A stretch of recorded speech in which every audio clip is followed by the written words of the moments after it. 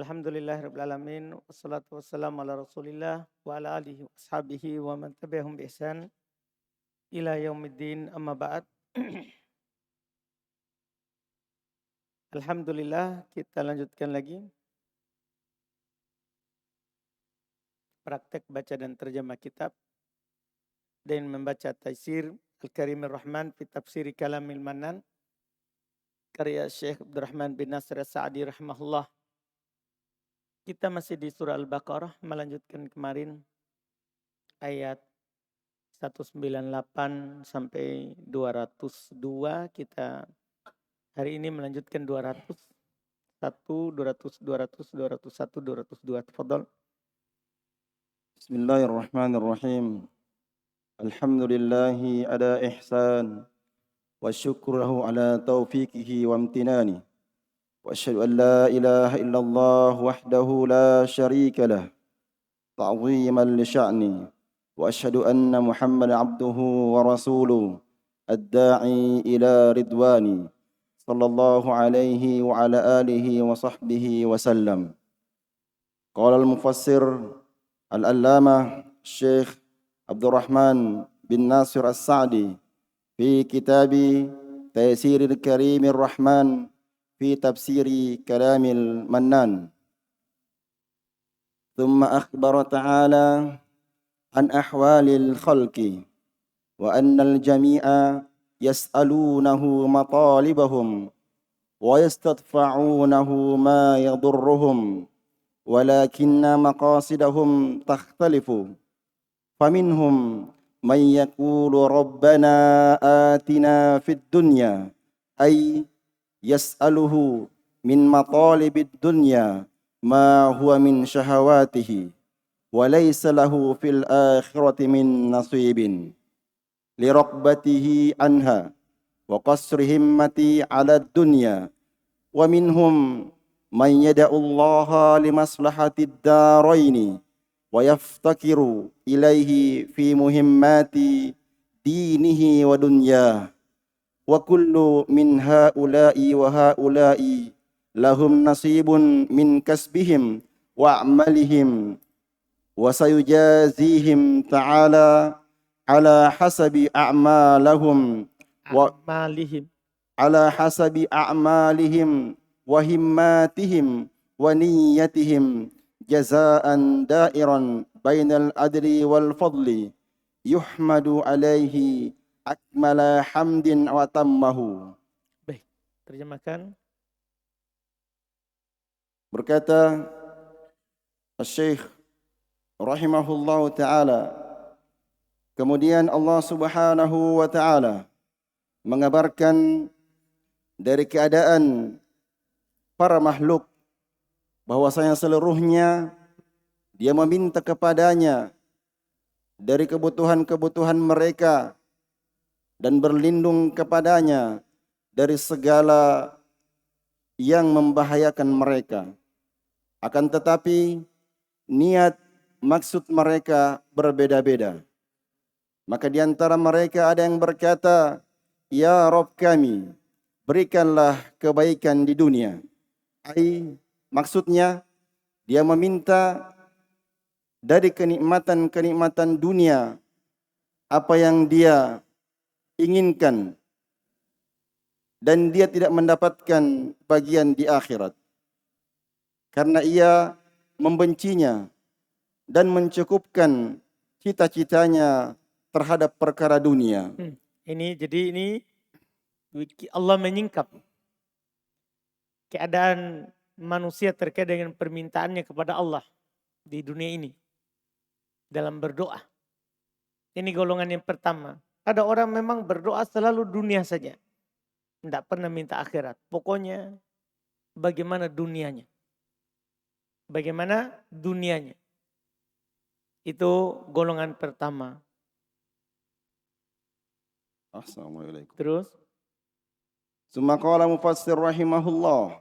Dan di antara mereka ada yang berdoa kepada Allah dari maslahat-maslahat dunia dan akhirat.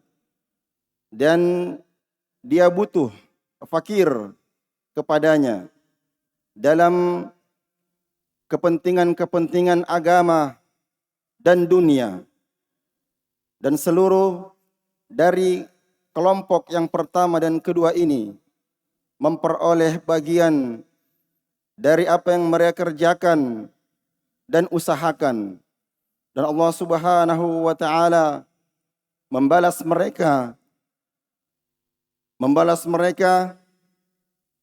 memberikan balasannya dari pekerjaan mereka, cita-cita mereka, niat-niat mereka, dengan balasan yang berada di antara keadilan dan kemuliaan.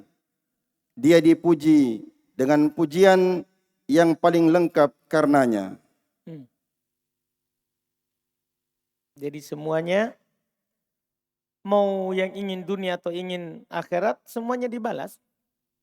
Semuanya dibalas. Tapi yang tentunya sesuai dengan niat, sesuai dengan amalan, semangatnya, dan niatnya. Sesuai dengan amalan, semangat, dan niatnya. Tentunya balasan itu tidak ada yang dirugikan. Beliau bilang dairon bainal adli wal fadli. Berputar antara adilnya Allah dan keutamaan dari Allah Subhanahu wa taala. Kalau baik berarti itu keutamaan dari Allah. Kalau kita dapat yang tidak baik, itu adilnya Allah. Kita sendiri yang meminta. Itu kita sendiri yang berusaha untuk mendapatkannya. Iya, maka Allah tidak disalahkan dalam itu. Betul? Ahsanallahu ilaikum. Tsumma qala mufassir rahimahullah, wa fi hadhihi al-ayati dalilun ala anna Allah yujibu da'wata kulli da'in musliman aw kafiran aw fasiqan, walakin laysat ijabatuhu du'a man du'ahu dalilan ala mahabbatihi lahu Man da'ahu madda'ahu dalilan ala mahabbatihi lahu wa qurbihi minhu illa fi matalibil akhirati wa muhimmatid din. Dan dalam ayat ini terdapat dalil bahwasanya Allah Subhanahu wa taala menjawab, mengabulkan doa setiap orang yang berdoa, muslim maupun kafir ataupun fasik. artinya bagaimanapun kita berdoa saja langsung. Sebagian orang tidak pede langsung berdoa kepada Allah. Dia pergi minta sama orang, doakan saya. Paham kan? Padahal Allah mengabulkan semua doa. Muslim bahkan kafir. Allah telah mengabulkan doanya iblis yang durhaka kepadanya. Dia tidak mau sujud kepada Adam ketika diperintahkan oleh Allah. Terus dia berdoa, akhirkan saya sampai hari kiamat. Allah kabulkan. Cuman sebentar. Setelahnya itu yang penting sekali. Artinya ketika doa kita dikabulkan, jangan merasa tertipu. Oh, Allah cinta saya. Kita maksiat, kita berdoa, terus kita pergi dikabulkan oleh Allah doa kita dalam keadaan kita maksiat ini. Langsung kita bilang apa? Oh, berarti Allah cinta saya. Kamu sholat terus, berdoa terus, tapi kamu tetap miskin. Jangan, itu bukan ukuran. Makanya Allah sebentar beliau akan katakan. Terus? Ahsanallahu ilaikum. Akan tetapi bukanlah diijabahnya doa dari orang yang berdoa menjadi dalil atas kecintaan kepadanya. Atas mahabbatihi, cintanya Allah lahu kepadanya. Ini yang penting sekali yang harus kita pahami. Jadi dikabulkan doanya orang kafir, dikabulkan doanya iblis, itu bukan karena Allah cinta pada iblis. Paham kan? Tapi kalau ada orang taat, dikabulkan doanya, itu baru. Jadi dikabulkan doa, bedakan. Iya. Antara perbuatan. Terus? Dan kedekatannya darinya. Kecuali dalam permohonan-permohonan akhirat dan kepentingan-kepentingan agama. wal hasanatul matlubatu fid dunya yadkhulu fiha kullu ma yuhsanu yahsunu waqa'uhu indal abdi min rizkin hani'in wasi'in halalin wa zawjatin salihatin wa walin taqarrubihi al-aini wa rahatin wa ilmin nafin wa amalin salihin wa nahwi dhalika minal matalibil mahbubati wal mubahati. Dan kebaikan yang diminta dalam perkara dunia dan kebaikan yang diharapkan dari perkara dunia masuk di dalamnya seluruh kebaikan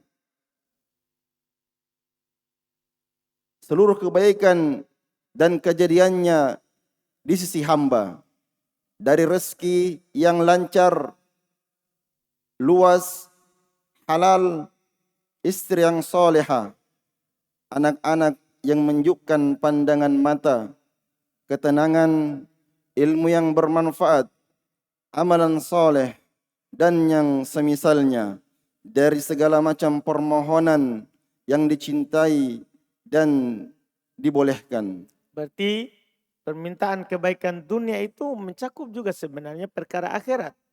Karena ilmu yang bermanfaat, istri yang soleha, anak yang menyejukkan mata, itu kan ilmu yang bermanfaat, amal soleh, semua itu kebaikan akhirat. Tapi kita minta juga untuk dunia. Terus? Wal hasanatul matlubatu wa hasanatul akhirati hiya salamatu minal uqubati fil qabri wal mawqifi wan nari wa husulu ridallahi wal fawzu bin na'imil muqimi wal qurbu minar rabbir rahimi. Fasara hadha ad-du'a'u ajma'a du'a'in wa akmalahu wa awwalahu bil ithari. Walihada kana an-nabiy sallallahu alaihi wasallam yukthiru min ad-du'a'i bihi wa yahutsu alaihi. Dan kebaikan akhirat adalah selamat dari siksaan di dalam kubur, padang mahsyar, dan dari api neraka, dan memperoleh keridhaan Allah Subhanahu wa taala dan kemenangan dengan kenikmatan yang abadi, kedekatan dengan Rabb yang Maha Penyayang. Ini menjadi doa yang mengumpulkan doa dan kesempurnaannya, dan hal yang utama mengutamakannya dan menganjurkannya untuk berdoa dengannya. Sebagaimana jadi ini yang dikatakan ya oleh beliau, aulahu bil isar. Ini doa yang lebih utama untuk diutamakan. Untuk diutamakan, yaitu Rabbana atina fid dunya hasanah wa fil akhirati hasanah wa qina adzabannar. Rabb kami, berikanlah kepada kami di dunia ini hasanah. Hasanah di sini mencakup semua tadi. Rezeki yang halal, lapang, ilmu bermanfaat, istri soleh, istri soleha, anak yang menyejukkan mata. Ya kan? Semua itu namanya hasanah di dunia. Wa fil akhirati hasanah, belum katakan selamat dari ukubah. Mulai dari kuburan, padang mahsyar, neraka, mendapatkan ridha Allah, mendapatkan nikmat. Berarti itu doa penting. Doa ini harus diutamakan. Makanya kata beliau setelahnya terus. Assalamualaikum. Tsumma qala Allah Ta'ala a'udzu billahi minasyaitonir rajim. Belum tadi apa? Walihada kana nabiyyu. Oleh karenanya Nabi SAW memerintahkan untuk memperbanyak dari doa ini dan menganjurkannya. Nah, karenanya Nabi sering berdoa dengan doa itu. Rabbana atina fid dunya hasanah wa fil akhirati hasanah wa qina adzabannar. Kan kebaikannya dunia dan akhirat. Terus ثم قال الله تعالى أعوذ بالله من الشيطان الرجيم واذكروا الله في أيام معدودات فمن تعجل في يومين فلا إثم عليه ومن تأخر فلا إثم عليه لمن اتقى واتقوا الله واعلموا أنكم إليه تحشرون. Firman Allah Subhanahu wa taala yang artinya berzikirlah kepada Allah pada hari yang telah ditentukan jumlahnya. Maka barang siapa yang mempercepat yaitu meninggalkan Mina setelah 2 hari, maka tidak ada dosa baginya. Dan siapa yang mengakhirkannya, maka tidak ada dosa baginya untuk orang yang bagi siapa yang bertakwa. Dan bertakwalah kepada Allah dan ketahuilah bahwasanya kalian akan dikumpulkan padanya. Baik, ini yang terakhir terkait dengan haji. Berzikirlah kepada Allah di hari-hari yang sudah dimaklumi, yaitu hari tasyrik 3 hari itu. Tanggal 11, tanggal 12, dan tanggal 13. Kemudian setelah itu Allah katakan siapa yang ingin pulang cepat, dia hanya tinggal 11, 12, tidak masalah. Selesai lempar jumroh. Tapi kalau siapa yang ingin mengakhirkan pulangnya sampai selesai hari tasyrik, jadi dia di Mina dari hari ke-10, 11, 12, 13 juga tidak ada masalah. Juga tidak ada masalah. Terus ثم قال المفسر رحمه الله تعالى يأمر تعالى بذكره في الأيام المعدودات وهي أيام التشريك الثلاثة بعد العيد لمزيتها وشرفها وكون بقية أحكام المناسك تفعل بها ولكون الناس أضيافا لله فيها ولهذا حرم صيامها فللذكر فيها مزية ليست لغيرها ولهذا قال النبي صلى الله عليه وسلم أيام التشريك أيام أكل وشرب وذكر الله. Kemudian Allah Subhanahu wa taala memerintahkan untuk berzikir kepadanya pada hari-hari yang berbilang. Dan dia adalah 3 hari tasyrik setelah Idul Adha.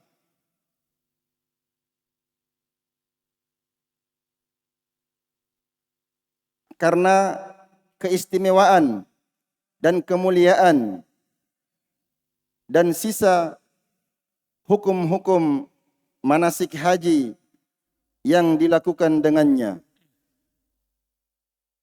Oleh karena manusia pada saat itu adalah tamu-tamu Allah Subhanahu wa taala. Oleh karenanya diharamkan berpuasa pada hari itu. Dan maka berzikir kepada Allah pada hari itu merupakan dari keistimewaan hari tersebut dan yang tidak ada pada selainnya. Oleh karenanya Nabi SAW bersabda, hari tasyrik adalah hari makan dan minum dan berzikir kepada Allah Subhanahu wa taala. ثم قال المفسر رحمه الله تعالى ويدخل في ذكر الله فيها ذكره عند رمي الجمار وعند الذبح والذكر المقيد عقب الفرائض بل قال بعض العلماء إنه يستحب فيها التكبير المطلق كالعصر وليس ببعيد.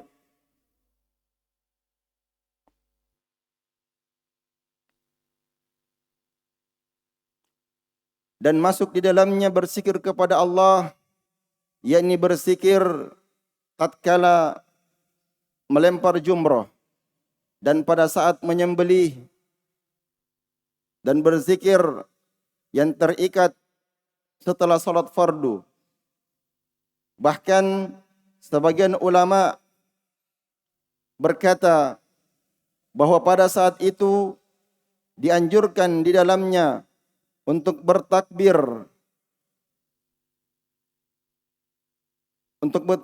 seperti di 10 Zulhijjah. Secara mutlak, tanpa muqayyad, tanpa diikat dengan waktu sholat. Boleh bertakbir secara mutlak. Artinya takbir pada hari Idul Adha dan 3 hari setelahnya itu ada 2. Ada takbir muqayyad, terikat dengan waktu sholat, dan ada takbir mutlak, tidak terikat dengan waktu sholat. Terus? Seperti 10 Zulhijjah. Dan pendapat ini tidak jauh dari kebenaran. Tsumma qala mufassir rahimahullah, faman ta'ajjala fi yawmaini ay kharaja min Mina wa nafara minha qabla ghurubi syamsil yawmi tsani fala ithma alayhi wa man ta'akhkhara bi an bata biha lailatal thalithi wa rama minal ghadi fala ithma alayhi wa hadha takhfifu min Allah ta'ala ala ibadihi fi ibahati kilal amrayni walakin min al ma'lumi annahu idza ubiha kil amrayni fal ta'akharu afdalu li'annahu aktsaru ibadihi Aktsaru ibadati. Maka barang siapa yang mempercepat 2 hari setelahnya, maksudnya dia keluar dari Mina dan bertolak darinya sebelum terbenam matahari di hari yang kedua, fala itsma alaihi, maka tidak ada dosa baginya. Wa man ta'akhkhara, dan siapa yang mengakhirkan dan bermalam hingga 3 malam dan melempar jumrah keesokan harinya, fala isma alaihi, maka tidak ada dosa baginya. Dan ini merupakan keringanan dari Allah Subhanahu wa taala untuk para hambanya yang membolehkan kedua perkara tersebut. Akan tetapi hal yang dimaklumi bahwasanya jika dia membolehkan kedua hal tersebut, maka mengakhirkannya lebih utama, dikarenakan dengannya dapat memperbanyak ibadah. Artinya makin lama kita di Mina, kita akhirkan sampai hari ketiga, berarti kan makin banyak ibadah, itu lebih utama. Walaupun boleh, tidak ada dosa bagi orang yang pergi duluan pada hari kedua hari tasyrik. Terus? Tsumma qala al-mufassir rahimahullah, wa lamma kana nafyul haraja qad yufhamu min Nafyul haraji, wa lamma kana nafyul haraji qad yufhamu minhu nafyul haraji fi dhalikal madhkuri wa fi ghairihi wal hasilu annal haraja manfiyun 'anil mutaqaddimi wal mutaakhiri faqat qayyadahu biqaulihi liman ittaqa ay ittaqillaha fi jami'i umurihi ittaqallaha fi jami'i umurihi wa ahwalil hajji faman ittaqallaha fi kulli syai'in hasala lahu nafyul haraji fi kulli syai'in wa man ittaqahu fi syai'in duna syai'in kanal jaza'u min jinsil amali. Dan tatkala ketika penafian dosa dan dimaklumi dari penafian dosa pada hal tersebut yang disebutkan dan selainnya, dan menghasilkan penghapusan dosa dari penafian dari yang lebih dahulu dan diakhirkannya saja. Maka Allah membatasi dengan firman-Nya, limanittaqa, untuk siapa yang bertakwa. Jadi tidak ada dosa bagi yang bertakwa. Tadi diakhirkan atau diawalkan dulu pulangnya, tidak ada dosa kalau itu adalah orang yang bertakwa. Terus Maksudnya bertakwalah kepada Allah. dia bertakwa kepada Allah. Maksudnya dia bertakwa kepada Allah dalam seluruh perkaranya dan keadaan kondisi haji, dalam menunaikan haji. Maka bertakwa kepada barang siapa yang bertakwa kepada Allah dalam segala keadaan, dia akan memperoleh penafian dosa untuk segala sesuatu. Dan siapa yang bertakwa dalam segala sesuatu tanpa sesuatu yang lain, maka balasannya sesuai dengan amalannya. Summa qala mufassir rahimahullah, wattaqullaha bimtithali awamirihi wajtinabi ma'asih wa'lamu annakum ilaihi tuhsyarun famujazikum bi'a'malikum faman ittaqah wajada jaza'at taqwa indahu wa man lam yattaqih aqabahu asyaddal uqubati fal ilmu bil jazai min a'zamid dawa'i li taqwallah falihada hassa ta'ala 'alal ilmi bidzalik. Baik, Hasan, terjemahkan. Bertakwalah kepada Allah dengan mentaati perintah-perintah Allah dan menjauhi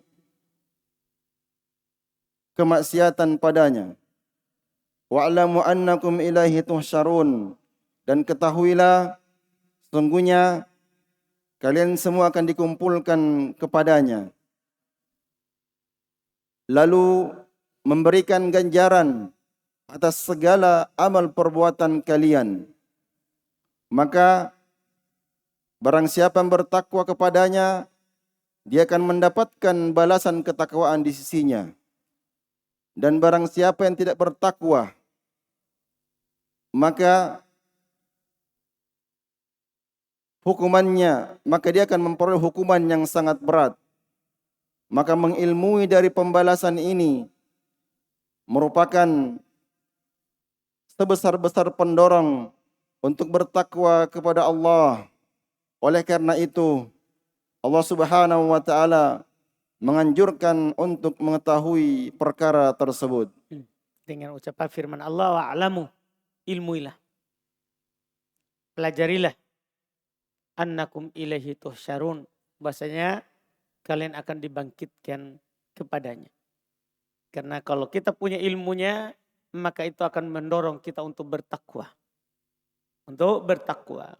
Artinya sebab yang membuat kita bertakwa itu adalah ilmu. Kalau kita punya ilmu, kita akan bertakwa. Kalau kita tidak punya ilmu, tidak bisa kita bertakwa. Karena ilmu itu, takwa itu kan melakukan perintah, meninggalkan larangan. Gimana caranya kita melakukan perintah, meninggalkan larangan, tapi kita tidak punya ilmu. Paham kan? Kita tidak punya ilmu. Ini yang beliau singgung di terakhir. Alhamdulillah, jazakumullah khairan. Berikutnya itu adalah sudah keluar dari masalah haji. Dari masalah haji. Alhamdulillah. Kita lanjutkan lagi nanti pada hari Senin. Siapa membaca hari Senin? Sudah tidak ada ya?